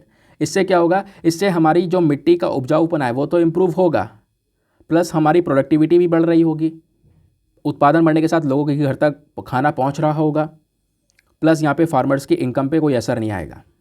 यह है दोस्तों यहाँ पर एक इम्पॉर्टेंट एस्पेक्ट। अब यहाँ पे राइटर बोलते हैं कि अगर हम लोग भविष्य देखें, जो क्लाइमेट चेंज का इम्पैक्ट होने वाला है एग्रीकल्चर प्रोडक्टिविटी के ऊपर, वो लगातार बढ़ता चले जाएगा, और ऐसा हुआ है। इन्होंने यहाँ पर एक डेटा दिया, डेटा में ये बोला कि इंडिया में अगर आप स्पेशली देखोगे तो साल 2010 से लेकर और आगे आप भविष्य को देखते हो साल 2039 या साल 2040 तक अगर हम देखें तो इंडिया में क्लाइमेट चेंज तेज़ी से 9% से इंक्रीज़ होगा, और जिसकी वजह से सीधा एग्रीकल्चर सेक्टर के ऊपर असर पड़ेगा। इसी वजह से हमें एक रिफॉर्म की, एक सुधार की ज़रूरत है हमारे पूरे एग्रीकल्चर इंडस्ट्री में। इवन यूनाइटेड नेशन के जो सस्टेनेबल डेवलपमेंट गोल्स हैं, पता है ना, टोटल 17 इस प्रकार के गोल हैं जो कि हमें 2030 तक हम सभी देशों को अचीव करना है। तो दोस्तों यहाँ पर जो सस्टेनेबल डेवलपमेंट गोल्स हैं, इनका मेन मकसद क्या है? इनका मेन मकसद यही है कि भाई भुखमरी को ख़त्म करना, और भुखमरी को ख़त्म करने के लिए हमें ये स्टेप तो उठाना पड़ेगा, तभी तो इन गोल्स को अचीव कर पाएंगे। तो इस प्रकार के प्रोग्राम चलाना अति आवश्यक है। समझ गए। यहाँ पे प्राइवेट कंपनीज भी उतर सकती हैं जो कि अलग अलग प्रकार की सर्विसेज को ऑफर कर सकती हैं, जिससे यहाँ पर जो सिनेरियो है वो थोड़ा और इम्प्रूव हो जाएगा। प्लस यहाँ पे हमें कम्युनिटी सपोर्टेड एफर्ट्स को लगाने होंगे। अब ये क्या है, मैं आपको ये समझा देता हूँ। यहाँ पे बोला जा रहा है कि भाई आपको एग्रो फॉरेस्ट्री के ऊपर ध्यान रखना होगा। एक तरफ हम पेड़ की कटाई कर रहे हैं, बहुत ज़्यादा पेड़ की कटाई हो रही है, दूसरी तरफ वहाँ पे पेड़ लगाने होंगे। आपने एक पेड़ काटा तो उसके बदले में 10 पेड़ तो लगाने होंगे कम से कम, क्योंकि उसमें से कुछ पेड़ लगेंगे, कुछ नहीं लगेंगे। समझ गए। प्लस जो हम पानी इस्तेमाल कर रहे हैं खेतों के अंदर में, उसका प्रॉपर वाटर मैनेजमेंट करना। आज हम उत्पतांग तरीके से यहाँ पे पानी का यूज़ कर रहे हैं, उसका एक सटीक तरीके से यूज़ करना ज़रूरी है। आज हद से ज़्यादा पानी यूज़ हो जाता है हमारे एग्रीकल्चर सेक्टर में, ठीक है। तो दोस्तों वो ना करके हमें एक प्रिसाइज वे में कुछ टेक्नोलॉजीज़ का यूज़ कर सकते हैं, ड्रिप इरिगेशन वगैरह से यूज़ कर सकते हैं, जिससे यहाँ पर जितना रिक्वायरमेंट है फसल को उतना पानी यहाँ पर दिया जा सकता है। इससे क्या होगा, इसको हम बोलते हैं प्रिसाइज एग्रीकल्चर। सटीक तरीके से आपने एग्रीकल्चर को अपनाया है, जिससे आपको रिजल्ट्स भी मिल रहे हैं, आप अपने एनवायरनमेंट की प्रोटेक्शन भी कर रहे हो, लोगों तक खाना ही पहुँचा रहे हो, और अपनी इनकम का ध्यान भी रख रहे हो। समझ गए। तो ये है दोस्तों काम। और ये जो क्लाइमेट स्मार्ट एग्रीकल्चर, ये हमेशा क्रॉप डाइवर्सिफिकेशन को प्रमोट करता है। ये बात बहुत इंपॉर्टेंट है। हम क्या करते हैं, जो लोग हैं जिनके ऊपर थोड़ा एमएसपी यानी सरकार थोड़ा सपोर्ट प्रोवाइड करवा रही है, वही फसल को ज़्यादा उगाया जा रहा है। अब भारत में ज़्यादातर गेहूँ चावल ही उगाया जा रहा है, तो इसकी जगह हमें क्रॉप डाइवर्सिफिकेशन के ऊपर फोकस करना होगा। भाई गेहूँ चावल से हटके कुछ और फसलों के ऊपर भी आना पड़ेगा, स्पेशली जो मिलेट्स हैं, हमें उस पर भी ध्यान देना होगा। कुछ ऐसी फसलें जो कि यहाँ पर ये जो सूखापना होता है ना, जिनको कम पानी की रिक्वायरमेंट होती है। अब चावल की खेती कर तो चावल में आपको बहुत ही ज़्यादा पानी चाहिए होता है, बहुत ज़्यादा पानी चाहिए होता है। समझ गए। तो दोस्तों यहाँ पर क्या है, इस तरीके की फसल के ऊपर ना ध्यान रख के हमें कुछ ऐसी फसलों पर ध्यान रखना होगा जो चावल से ज़्यादा अच्छा हो, आपकी भूख के साथ साथ यहाँ पे आपको न्यूट्रिशन दे, और दूसरी चीज़ दोस्तों यहाँ पे क्या हो कि इसको उगाने में ज़्यादा पानी का रिक्वायरमेंट ना पड़े। फॉर एग्जाम्पल मिलेट्स, जैसे मैंने आपको बताया। समझ गए। तो दोस्तों इससे क्लाइमेट चेंज का कितना भी चेंज होता रहे, कितना भी इम्पैक्ट पड़ता रहे, हमारे एग्रीकल्चर सेक्टर पे इतना ज़्यादा कुछ खास असर नहीं पड़ेगा। इसी को बोलते हैं क्लाइमेट स्मार्ट एग्रीकल्चर, और ये रणनीति अपनाना हमारे लिए ज़रूरी है अगर हमें अपने पूरे देश की फूड सिक्योरिटी को मेंटेन करके रखना है, लोगों तक अच्छा खाना पहुंचाना है, भुखमरी से उनको नहीं मरने देना है। तो समझ गए। तो दोस्तों यहाँ पर ये जो स्मार्ट एग्रीकल्चर है, ये क्या करेगा, ये लंबे समय तक अगर आप फॉलो करोगे ना, तो आप इस पूरे प्रोसेस को एडॉप्ट कर लोगे, और वेदर कैसा भी चेंज होता रहे आपके ऊपर कोई असर नहीं पड़ेगा। क्लियर हो गया। तो क्या करना पड़ेगा, ये एक कोलैबोरेटिव एफर्ट है, अकेला कोई नहीं कर सकता, सबको साथ में आना पड़ेगा। इवन गवर्नमेंट को भी यहाँ पे सपोर्ट करना होगा, हमारे फार्मर्स को। हमारे पूरा सपोर्ट जब मिलेगा तभी साथ में सब लोग इकट्ठे हो गए ये काम दोस्तों कर सकते हैं। समझ गए। तो ये है यहाँ पर कंप्लीट आर्टिकल। आई होप आपको क्लैरिटी मिल चुकी है।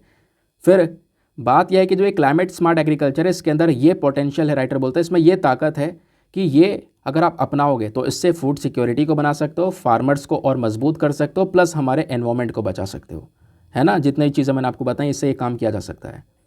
मज़ा आया, बहुत अच्छा आर्टिकल था, बहुत सारी एस्पेक्ट्स यहाँ पे उन्होंने डिस्कस किए जो कि हम लोग आसपास गुजरते रहते हैं, इन सब चीज़ों को समझते रहते हैं। बट उससे भी इंपॉर्टेंट बात दोस्तों पता है क्या है, आज का जो मेंस का क्वेश्चन है वो मेंस का क्वेश्चन इसी आर्टिकल के ऊपर बेस्ड है। तो अच्छे से यहाँ पर सुनना और बढ़िया सा आंसर लिखना। एक सेकंड रुक जाओ, मैं आपको ये दिखाता हूँ।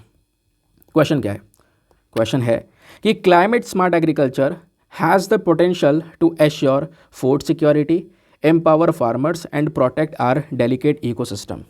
यानी ये जो क्लाइमेट स्मार्ट एग्रीकल्चर है इसके अंदर में इसके पास में ये ताकत है, ये इसके पास में ये क्षमता है कि ये सुनिश्चित कर सकता है हमारे देश के अंदर फूड सिक्योरिटी को, ठीक है, खाद्य सुरक्षा, सभी लोगों तक खाना पहुंचाना, हमारे फार्मर्स को मजबूत कर सकता है, प्लस हमारे एनवायरनमेंट को भी बचा सकता है। इसको आपने एलोबरेट करना है, क्या ये बात कहाँ तक सत्य है ये आपने समझाना है।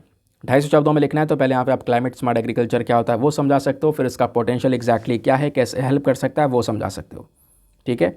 एक बार हिंदी में रीड कर देता हूँ ताकि हिंदी माध्यम वाले एस्पिरेंट भी इसको अच्छे से पढ़कर अपना एक बढ़िया सा आंसर लिख सकें। तो जलवायु स्मार्ट कृषि में खाद्य सुरक्षा सुनिश्चित करने, किसानों को सशक्त बनाने और हमारे नाजुक परिस्थिति तंत्र की रक्षा करने की क्षमता है। इसमें विस्तृत करें। 250 शब्दों में आंसर लिखने के बाद में कहाँ पे सबमिट करना है, टेलीग्राम पर जाना, वहाँ पे जाके सर्च बॉक्स में लिखना दीपक यादव एजुकेशन मेंस ग्रुप। जैसे आप फुल फॉर्म लिखोगे मेरा टेलीग्राम चैनल मिलेगा जहाँ पे ऑलरेडी 78,000 से ज़्यादा लोग जुड़ चुके हैं। आप भी जुड़कर अपने आंसर्स को लेकर सबमिट कर सकते हो। अपने आंसर को लेकर जब आप सबमिट करोगे तो साथ ही साथ में एक छोटा सा काम और करना है, एटलीस्ट सभी लोगों को 2-2 आंसर्स रिव्यू करने हैं। जब आप सभी लोग 2-2 आंसर्स को रिव्यू करोगे बहुत सारे फ़ायदे होंगे आपको भी और सामने वाले को भी। आपको कुछ इंपॉर्टेंट पॉइंट्स मिलेंगे जो आप अपने नोट्स में इंक्लूड कर सकते हो। सामने वाले के आंसर में अगर कोई मिस्टेक होती है तो आप उनको बता सकते हो कि यहाँ पर इंप्रूवमेंट की आवश्यकता है। तो इस प्रकार से कोऑपरेटिव वे में वो पूरा का पूरा ग्रुप काम कर रहा है दोस्तों। चलिए आते हैं हम अपने आखिरी वाले एडिटोरियल पर। और आज के न्यूज़पेपर में ये भी हमारा एक एडिटोरियल है जहाँ पर बात की जा रही है फॉल्स अलार्म के बारे में। क्या है तो भैया, चाइना के अंदर पिछले कुछ समय पर फ्लू के जो केसेस हैं वो बहुत तेज़ी से इंक्रीज़ होते हुए नजर आए, जिसकी वजह से आज के समय पर हॉस्पिटल्स में, स्पेशली चाइना के हॉस्पिटल्स में बहुत सारे बच्चे आज के समय पर एडमिटेड आपको देखने को मिलेंगे। तो लोग बोला यह जा रहा है कि आज से पहले जो कोरोना वायरस है इसकी शुरुआत भी यहाँ पर चाइना से हुई। कोरोना के बाद में लगभग 4 साल के बाद में, कोरोना वुहान में आया था आज से 4 साल पहले 2020 में, ठीक है। अब उसी प्रकार से यहाँ पर इन्फ्लुएंजा जैसा वायरस, और इससे इन्फ्लुएंजा की वजह से जो बीमारी है वो पूरे बीजिंग में और बीजिंग के आसपास के लोगों में तेज़ी से फैल रही है। चिंताएं यहाँ पर बढ़ती चली जा रही हैं क्योंकि पता है प्रॉब्लम ये नहीं कि बीमारी फैल रही है, हम चाइना से इन्फॉर्मेशन निकालना चाहते हैं तो चाइना से इन्फॉर्मेशन निकालना इतना आसान है नहीं।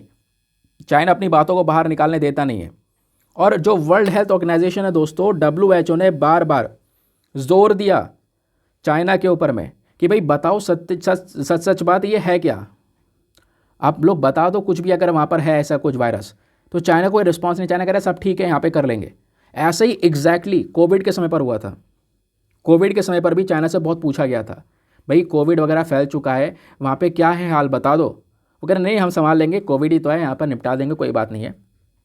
उनने यहाँ पर पूरे दुनिया में वो फैला दिया वहाँ पे। और फिर पूरे दुनिया भर में यहाँ पर दोस्तों कोविड इस लेवल पे फैला कि वो अनकंट्रोलेबल था, कोई कंट्रोल ही नहीं कर पाया। दुनिया भर को 2 साल तक ऐसी लॉकडाउन फेस करने पड़े, इकॉनमी वगैरह पूरी शटडाउन हो गई। काफ़ी लोगों की यहाँ पर बिल्कुल ज़िंदगी ही चेंज हो चुकी है 2019 के बाद से। ऐसे काफ़ी सारे लोग यहाँ पर होंगे, ठीक है यार, कि 2019 से पहले की ज़िंदगी कितनी अच्छी हुआ करती थी यार, अब तो देखो पता नहीं क्या ही हो गया। वही सिनेरियो दोस्तों यहाँ पर हमको नज़र आ रहा है अभी के समय पर। कई सारे रिपोर्ट्स WHO रिक्वेस्ट कर रहा है, यहाँ पर आप देखो एग्जैक्टली बोला जा रहा है WHO बार बार रिक्वेस्ट कर रहा है चाइना से, एक बार नहीं बार बार ट्वीट करके अंदर उसमें एक छोटा सा मैसेज अभी WHO ने चाइना को दिया, उसमें 5 से 6 बार रिक्वेस्ट कर रहा है कि हम रिक्वेस्ट कर रहे हैं आपसे प्लीज़ आप इन्फॉर्मेशन शेयर कीजिए जिससे हम कोई स्टेप उठा सकें। बट चाइना ऐसा नहीं कर रहा है, ठीक है। तो यहाँ पर दोस्तों ये जो केस है ये एग्जैक्टली निमोनिया का देखने को मिल रहा है। और निमोनिया के लिए यहाँ पर ये जो इन्फ्लुएंजा वायरस जो तेज़ी से इंक्रीज़ हो रहा है ये अक्टूबर से फैलना स्टार्ट हो चुका था। पता दिक्कत यह है कि इस इन्फ्लुएंजा वायरस के पीछे का मेन पैथोजन कौन सा है, कौन सा बैक्टीरिया है, वायरस है, फंजाई या क्या है, इसके बारे में कोई जानकारी नहीं है। इस वजह से इसको मिस्टीरियस बोला जा रहा है। कई जगह पर आपने आर्टिकल देखा होगा ये मिस्टीरियस वायरस है, इसके बारे में क्योंकि कोई जानकारी नहीं है, एक रहस्यमय बीमारी फैल रही है। और कहीं ना कहीं दोस्तों अभी सर्दियाँ और तेज़ी से इंक्रीज़ हो रही है तो ये प्रॉब्लम्स बढ़ जाएंगी, क्योंकि चाइना ने पिछले कुछ समय पर कोविड-19 के जो रेस्ट्रिक्शंस हैं उसमें ढील छोड़ दी है अपने देश में, जिसके चक्कर में ये केसेस वापस से इंक्रीज़ हुए हैं। तो एक पॉसिबिलिटी है, बिल्कुल हम एक पॉसिबिलिटी को देख सकते हैं कि ये जो प्रॉब्लम है चाइना से वो दुनिया भर में फैल सकती है, बट हमें यहाँ पर अभी से ही सतर्क होकर चलना पड़ेगा। और इसके लिए वर्ल्ड हेल्थ ऑर्गेनाइजेशन ने ऑलरेडी यहाँ पर जो प्रिकॉशंस है वो जारी कर दिए हैं। सभी लोगों से बोलना स्टार्ट कर दिया, भाई आप अपने हाथ वगैरह धो के रखो, जैसे आप कोविड में प्रिकॉशंस अपना रहे थे, सैनिटाइज़र का यूज़ करो, मास्क का यूज़ करो, ये ज़रूरी है आपके प्रोटेक्शन के लिए, क्योंकि एक बार ये फैलना स्टार्ट हुआ तो उसको कंट्रोल कर पाना बहुत ही ज़्यादा मुश्किल हो सकता है। एक बार चाइना इन्फॉर्मेशन शेयर कर दे WHO से तो हमको कुछ ज़्यादा अच्छे से चीज़ों के बारे में पता चल सके और ज़्यादा अच्छे से हम चीज़ों को टैकल कर सकें। चाइना तो खैर, जो चाइना में से लोग कुछ बोल सकते हैं, जिनको पावर है बोलने की, तो वो लोग तो ये कह रहे हैं कि भाई नॉर्मल सा निमोनिया ही तो है। चाइना में इस समय पर ठंड ज़्यादा पड़ती है, तो इस चक्कर में यहाँ पर क्या है, ये बीमारी थोड़ी बहुत फैल रही है। तो ये एग्जैक्टली यहाँ पर उन लोगों का कहना है, बट सिचुएशन यहाँ पे कुछ भी हो सकती है, वो सब आगे हमारा डिस्कशन होगा।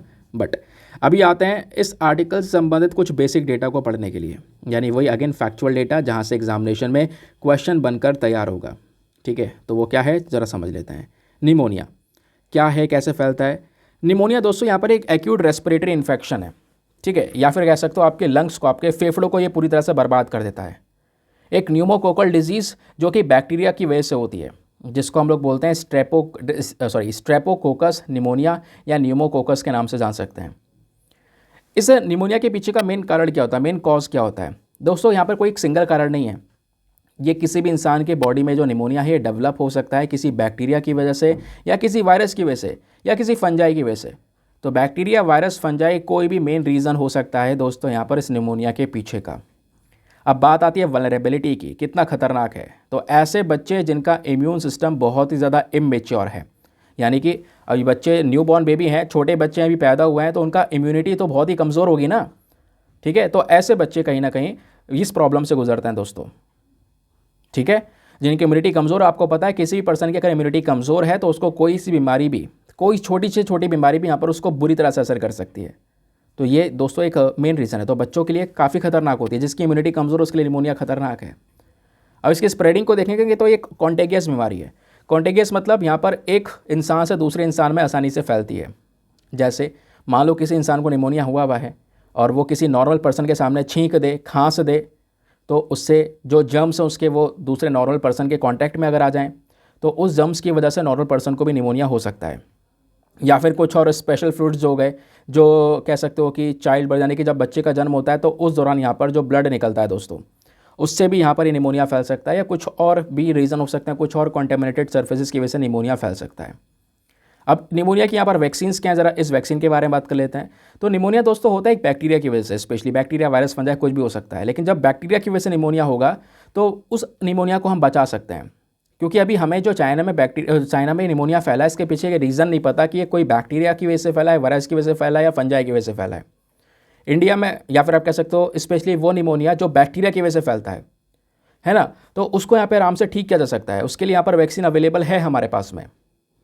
उस वैक्सीन की 3 डोजेस दी जाती हैं, उस प्राइमरी वैक्सीन की, जिसको बोलते हैं न्यूमोकोकल कॉन्जुगेट वैक्सीन। इसको यहाँ पर यूज़ करके लोगों को बचाया जा सकता है, समझ गए। तो इंडिया ने यहाँ पर दोस्तों अपने पूरे देश भर में इस प्रकार की वैक्सीन को, PCV वैक्सीन को यहाँ पर लॉन्च किया है अपने एक प्रोग्राम के तहत, जिसका नाम है अंडर इम्यूनाइजेशन प्रोग्राम। तो इस प्रोग्राम के तहत ऑलरेडी यहाँ पर इस प्रकार का इंजेक्शन हम यहाँ पर ये वैक्सीन प्रोवाइड करवा रहे हैं। अब सवाल यहाँ पर यह है कि इस निमोनिया का बर्डन कितना ज़्यादा बड़ा है। दोस्तों अगर हम लोग ग्लोबल लेवल पर देखें, दुनिया भर में देखें, तो आज के समय पर जो अफ्रीकन कंट्रीज़ है स्पेशली, तो अफ्रीकन कंट्रीज़ में कॉन्गो हो गया, specially democratic Republic of Congo हो गया, इथियोपिया हो गया, इंडिया, नाइजीरिया, पाकिस्तान, ये सब कंट्रीज़ यहाँ पर आपको जो नज़र आ रही हैं, यहाँ पर बहुत सारे लोगों की डेथ होती है। आधे से ज़्यादा लोगों की डेथ यहाँ पर जो हो रही है वो निमोनिया की वजह से हो रही है। स्पेशली बच्चों में अगर मैं बात करूँ, अगर कोई बच्चा है जिसकी 5 साल से कम उम्र में डेथ हुई है, तो आधे से ज़्यादा बच्चों की डेथ निमोनिया की वजह से हुई है। और पूरे साल में इंडिया के अंदर में 71% निमोनिया के डेथ्स हमको देखने को मिलते हैं, जिसमें से 57% बहुत खतरनाक वाले केसेस होते हैं, जहाँ पर बचने की पॉसिबिलिटीज़ बहुत कम थी। ये सिनेरियो दोस्तों यहाँ पे हमारे कंट्री में निमोनिया का देखने को मिलता है। अब इसी निमोनिया से संबंधित कुछ पर्टिकुलर इनिशिएटिव्स उठाए गवर्नमेंट ने, ताकि यहाँ पे लोगों को बचाया जा सके, है ना, उनकी प्रोटेक्शन की जा सके। जैसे सबसे पहला यहाँ पर इनिशिएटिव है सांस, SAANS। इसकी फुल फॉर्म है social awareness and action to neutralize pneumonia successfully. नाम से ही पता चल रहा है ये इसका मेन पर्पज़ क्या है।